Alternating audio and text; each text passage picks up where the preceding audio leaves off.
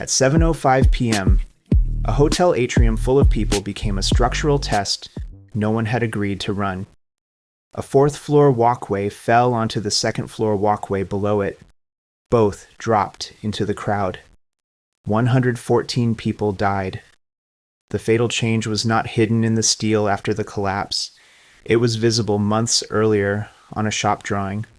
One rod became two, a load path changed, and a connection that was already weak was asked to carry twice what it had been designed for. The system did not recognize the revision as a redesign until the atrium floor did.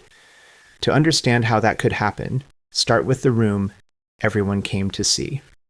The Hyatt Regency, Kansas City, opened in July 1980. The atrium was the architectural centerpiece, roughly 145 feet long, 117 feet wide, and 50 feet high. The suspended walkways were a deliberate visual feature. They were meant to be seen. They crossed the atrium at the second and fourth floors, attached to the ceiling structure above by vertical hanger rods, and they gave the space the feeling of movement and scale that the design intended. The structural system for those walkways was not unusual. Suspended walkways carried by hanger rods were a known engineering solution.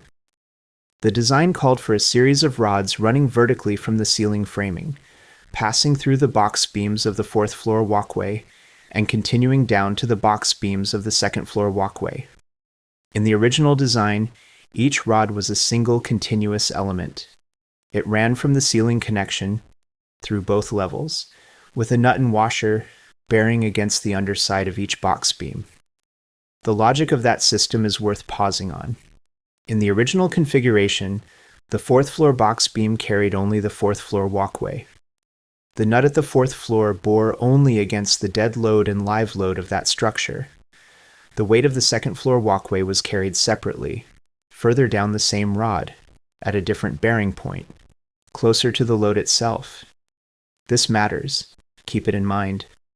During the shop drawing phase, the period when a fabricator translates a structural engineer's design into construction-ready drawings, Havens Steel, the steel contractor, raised a practical concern. The original hanger rod design required threading a single rod for nearly its full length so that a nut could be seated at both the fourth floor and second floor connections. Threading a long rod is difficult. The threads are vulnerable to damage during installation. The fabrication was inconvenient. Havens proposed a revision. Instead of one long rod, use two shorter ones.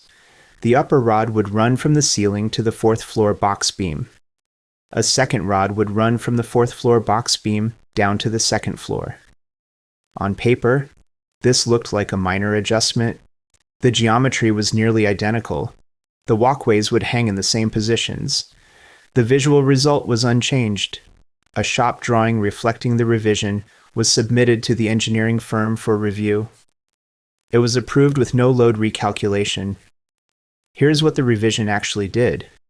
In the original design, the fourth floor box beam connection carried one walkway. In the revised design, the upper rod terminated at the fourth floor box beam, which meant the fourth floor connection now had to carry both walkways. The second floor walkway no longer hung from the same rod below the fourth floor. It hung from the fourth floor structure itself. The load at the fourth floor connection did not increase marginally, it doubled. The connection, a nut and washer bearing against the bottom flange of a box beam fabricated from two channel sections, was not redesigned to accommodate this. No one performed an independent calculation of what the revised detail was now being asked to hold. To understand how this happened, you have to look past the revision itself. The revision was the mechanism of failure. But 5 separate conditions had to be true for it to pass through the system unchecked. The first, ownership of the revision was ambiguous. On a large construction project, shop drawings pass between the fabricator and the engineer of record. The engineer's review stamp is typically understood as confirmation that the drawing conforms to the design intent, not a full independent check of every detail. The fabricator's role is to propose practical solutions. The engineer's role is to catch problems. In practice, this split creates a gap. When Havens submitted the revised raw detail, the question of who was responsible for verifying the load path had no clear answer. The fabricator had proposed a convenience change. The engineer had stamped the drawing. Neither party had performed the calculation that would have immediately revealed the problem. Ownership of the revision was distributed in a way that in effect meant no one owned it completely. The second, the change was framed as fabrication convenience, not redesign. Language matters in engineering review. A fabrication accommodation moves through a system differently than a structural revision. The first category implies that the intent is preserved, and only the method is adjusted. The second implies that the behavior of the system may have changed and needs to be verified. The revised raw detail was categorized, implicitly, as the first kind of change.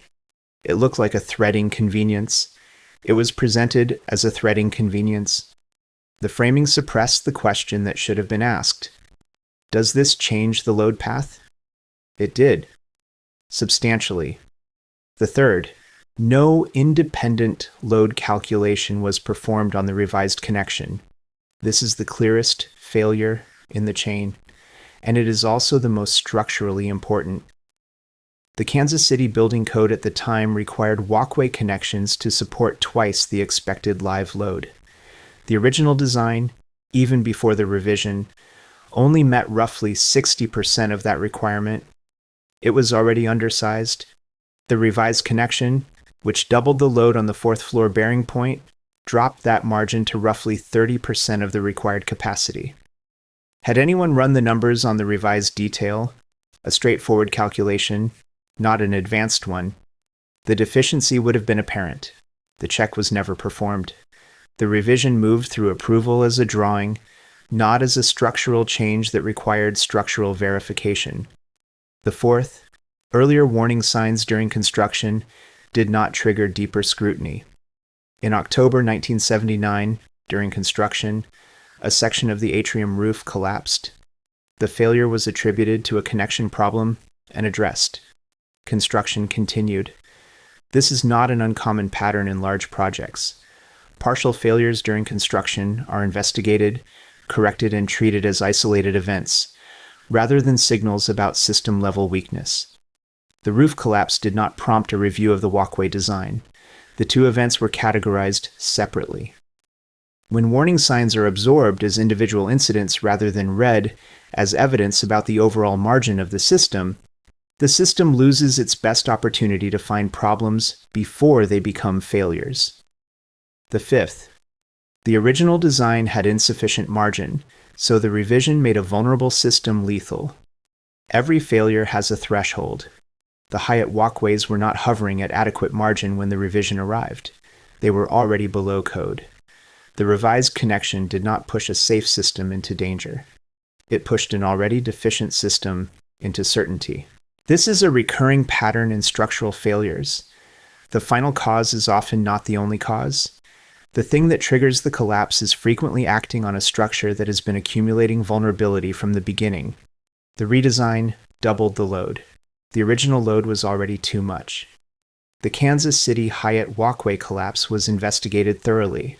The engineering firm lost its licenses. Lawsuits proceeded for years. The revision was identified quickly as the proximate cause. But the investigation also surfaced something harder to resolve. No single person had made a decision to approve an obviously dangerous structure. The revision had moved through a system. Each handoff had occurred within its expected category. No one had acted with obvious negligence in their own framing of what they were reviewing. The structural failure was not hidden. Any engineer who ran a load calculation on the revised detail would have found it immediately. The failure was hidden from the process, absorbed into a category labeled routine before it could be evaluated as structural. This is what the shop drawing process was designed to catch. This is exactly what it failed to catch.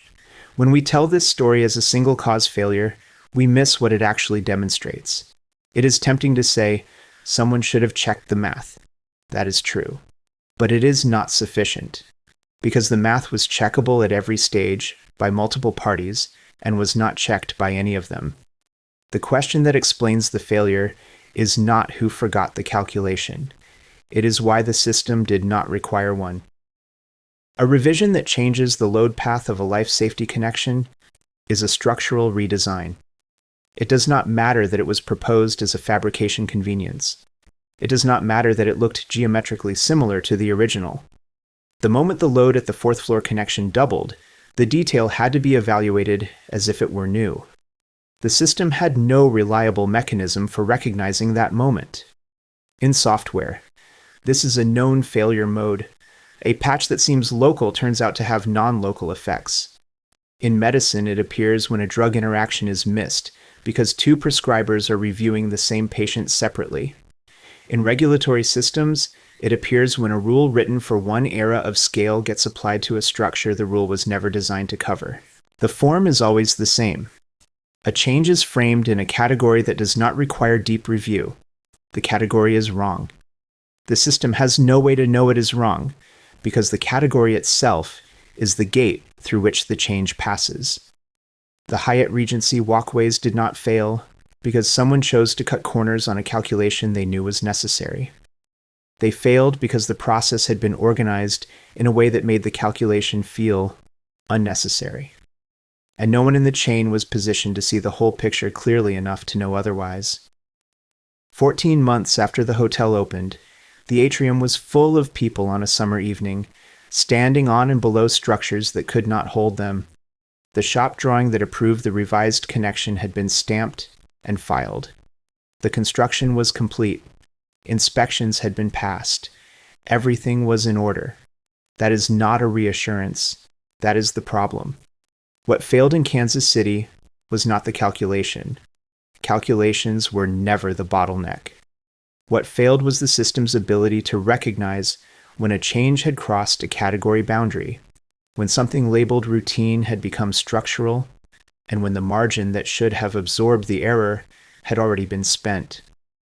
The walkways were compliant in the sense that they had passed through every required gate. They were lethal in the sense that no required gate had been designed to catch this particular kind of failure.